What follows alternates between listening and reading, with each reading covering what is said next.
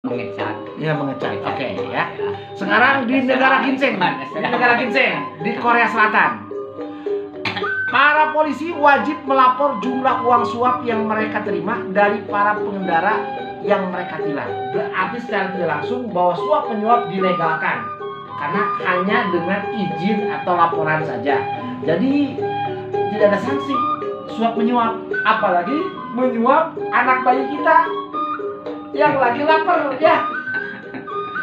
Berarti nyuapan ini jeung aki-aki anu geus teu bisa wala kaya beunang. Ya, asal laporan ya.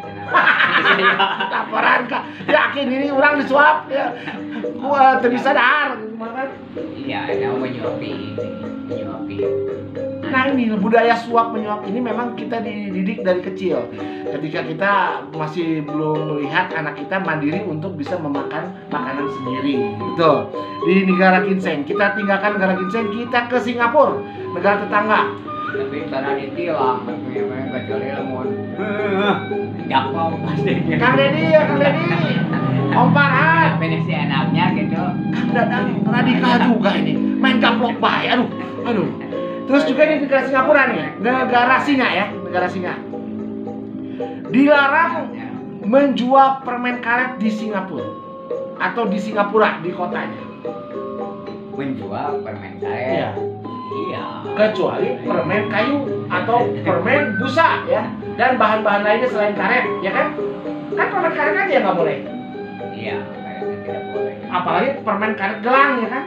Atau karet ban dalam sepeda atau ban 17. Oke. Terus juga tidak boleh berjalan tanpa busana alias bugil. Bagus. Bagus apa? Iya, berjalan. Bagus berjalan bugil gitu. Dilarang berjalan tanpa busana. Ya bagus. Dilarang kan? Kan kalau pakai baju itu kan busana. Kalau nggak pakai baju, bu sini. Ini nih bugil.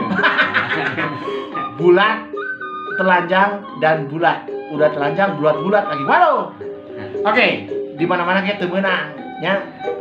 Ngabari binkeun batur, bari jeung ngariweuh batur gara-gara orang jalan bugil. Ini nih, ini bu-nya bulat, G-nya gila.